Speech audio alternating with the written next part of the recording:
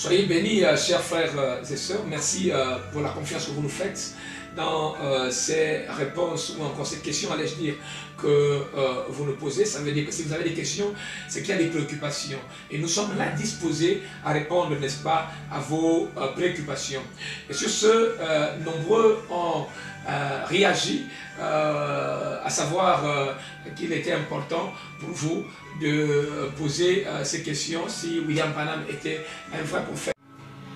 Et oui, nous continuons justement à réagir pour vous donner des éléments de réponse en rapport avec les Saintes Écritures, car la Bible est ce qui nous éclaire. Et la bonne interprétation de la parole, c'est nettement mieux, car mon peuple, dit la Bible, périt par faute de connaissance. Alors, je m'en vais vous lire ce que dit la Bible dans le psaume 10, 3. Le psaume 103, autant pour moi, les versets 2 à 5. Mon âme bénit l'Éternel et n'oublie aucun de ses bienfaits. C'est lui qui rassasie, c'est lui qui rassasie de bien ta vieillesse, qui te fait rajeunir comme un aigle. Vous voyez? Alors, Dieu toujours compare ses enfants aux aigles. Il me fait rajeunir comme un aigle. Deutéronome 32, versets 11 à 12. Je vais vous le lire.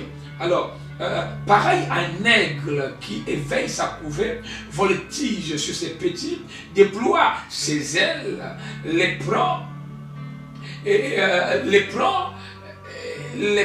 porte sur ses plumes. Au verset 12, l'Éternel seul a conduit son peuple et il n'y avait avec lui aucun Dieu étranger. Voyez-vous, c'est l'Éternel qui s'identifie encore à un aigle. Voyez-vous, si Dieu lui-même s'identifie à un aigle, c'est un sorcier, c'est un franc-maçon, vous interprétez très mal la Bible. Et je ne souhaiterais pas que vous puissiez interpréter très mal la Bible, car la mauvaise interprétation de la Bible peut vous amener dans un autre chemin. Car Paul dit dans les Écritures, cet évangile vous sauve si vous le retenez tel qu'il vous a été prêché. Celui qui s'identifie ici, c'est Dieu par un aigle. Alors, si vous n'êtes pas encore convaincu, j'aimerais encore mieux vous convaincre par la Bible toujours. Voilà, nous allons vous lire l'écriture de Matthieu 24, versets 25 à 28. Suivez attentivement Matthieu 24, 25 à 28. Alors, je vais vous le lire sans tarder. Voici, c'est Jésus qui parle. Voici, je vous l'ai annoncé d'avance. Je vous l'annonce d'avance. Si donc on vous dit, voici, il est dans le désert, n'y allez pas. Voici, il est dans les chambres, ne le croyez pas. On pose la question, Jésus, tu seras où? En d'autres termes, au temps de la fin. Où est-ce qu'on saura que la vérité se trouve? À tel endroit ou à tel autre endroit? Alors, Jésus donne ici des indications pour savoir précisément où vous pouvez trouver le chemin, où vous pouvez trouver la vérité. Et là, dans Matthieu, l'écriture de Matthieu que je suis en train de vous lire, vous voyez, je continue donc au verset 27. Voilà. Car comme l'éclair part de l'Orient et se montre jusqu'en Occident, ainsi sera l'avènement du Fils de l'homme. Il précise au verset 28.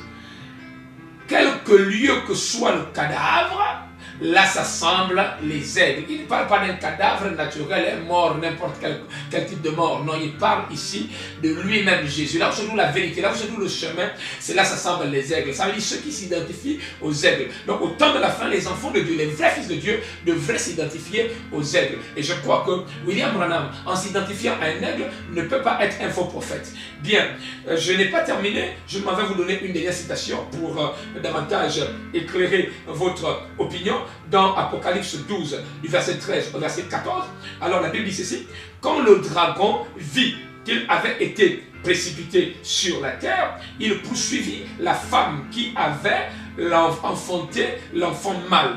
Et les deux ailes du grand aigle lui furent données, et la femme, voilà, les deux ailes furent données à la femme, allais-je dire, afin qu'elle s'envolât au désert. Je reprends là, au verset 14. Il dit, les deux ailes du grand aigle. C'est Dieu qui s'identifie à l'aigle. Vous voyez? La Bible dit ici, les deux ailes du grand aigle. Donc ces enfants ne peuvent s'identifier aux aigles. Vous voyez? Vous pourrez lire la suite. Voilà, vous avez votre Bible et vérifiez cela. Alors dit que si les enfants de Dieu s'identifient aux aigles, c'est des sorciers, c'est des francs-maçons, ça veut dire que vous ne maîtrisez pas votre Bible. Je vous prie de revérifier encore ces citations Et vous comprendrez alors qu'au temps de la fin, les vrais fils de Dieu devaient s'identifier aux aigles. Alors, je vais m'arrêter pratiquement par là, sans trop m'attarder. Et une autre question avait été posée, et je vais répondre dans le prochain numéro, à savoir, il aimait la bourse, il aimait la forêt et tout ça. Et vous savez, les saints de l'Ancien Testament aiment beaucoup la forêt. Et ce n'est pas tout. Il y a bien d'autres questions auxquelles je pourrais répondre. Déjà, je vous suis reconnaissant d'avoir été attentif à ce numéro, et merci d'avoir réagi. J'attends toujours vos questions et nous sommes disposés toujours à mieux vous répondre avec des supports bibliques. Que Dieu vous bénisse et à la prochaine. Merci.